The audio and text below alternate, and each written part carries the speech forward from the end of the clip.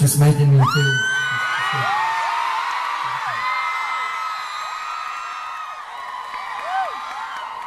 I couldn't even hit certain notes earlier, and we've just got it all out in the open now. It's very nice. It's very cool.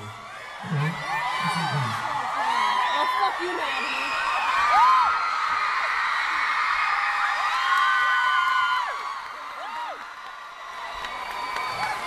Thank you very much, Maddie. Awesome, thank you. I can't chuck them back because they were a gift, but I'm going to hold them here for you. Can I smell the flowers? So story to actually, I should probably get these things. I'll hold them. I can hold them for you. Oh, No, I got it. The story time. Story. I have two godparents that are my dad's best friends, and they've all been friends since they were around 4. My godmother, my godfather, and my dad, and they all kind of went to school together and grew up with each other and know all the darkest secrets about each other. Ooh. I know. So anyway, my godmother and godfather have been best friends for years. They both got married to 2 separate people around 20 years ago, and over the past 20 years, the marriages have kind of ended for whatever reason, and they've helped each other through all their trials and tribulations, and kind of struggled, unhappy, but made it out the other side as better friends and kind of closer. Anyway, my mum had a birthday party the other day, a year ago. She's getting on a bit, and when you there's a certain age you hit that wine starts affecting you in a different way. So this birthday party was completely debauched. Like, I was there. It was full on, just groping and just dance floor, dancing the Queen. Anyway, my godparents got on it a little bit too much. And they drank quite a lot. They stumbled on the train to get home because they live in the same kind of area of London. They get on the train. Godmother gets on the train, sits down, relaxes. Godfather gets on the train, gets down on one knee and proposes. Which is kind of cool.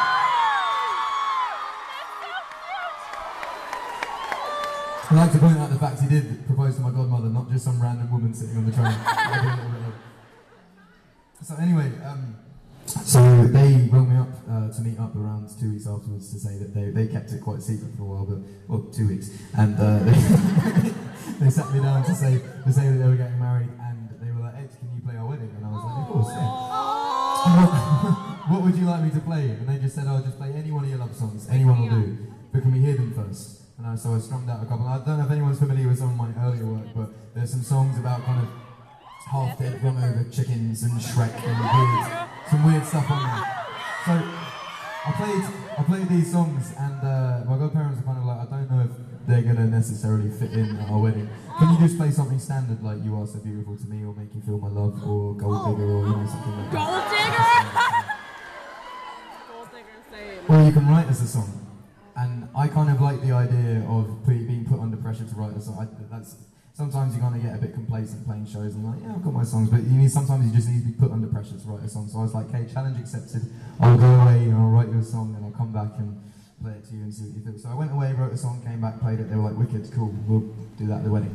On another note, I have just finished off a tour in the US with a band called Snow Patrol, which is very fun. And I had to cancel the last 4 dates of the tour, and British press said, "Right, he's cancelled the tour because he's entering rehab." What? Oh my God, what the heck?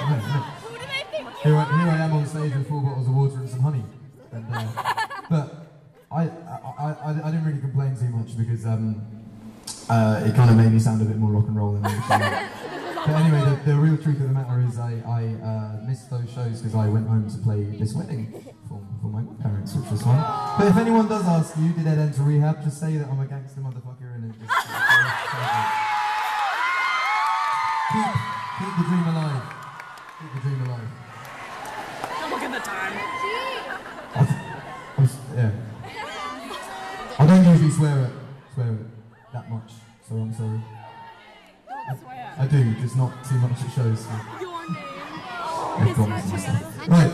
What was I going to say? Back to the point. This song was written about 2 best friends that fell in love, and after a long period of time, and they finally realised they loved each other. If you have come here tonight, you could be man, woman, goat, anything. Goat, yeah! If you have come here tonight with your best friend that you've secretly been in love with for about 3 years, but you've been a bit too scared to tell him because your friendship means everything, and you can't ruin that. Like that kind of vibe. I know I've been in that situation, but I ended up telling them, and it all worked out.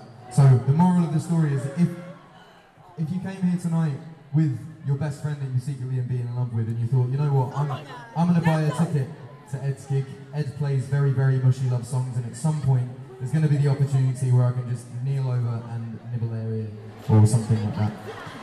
If you feel like ear nibbling, your best mate, it could be your wife, could be your husband, could be your girlfriend, could be your boyfriend, could be your goat. Who am I to judge? This is the song to do it on. This is a very, very, very, very quiet love song. I would like to take advantage of this polite room and good acoustics to sing this, and be a douche and say, could this be the only song that people don't sing on? Is that cool? A douche! You're not a douche, Adam. God. Right.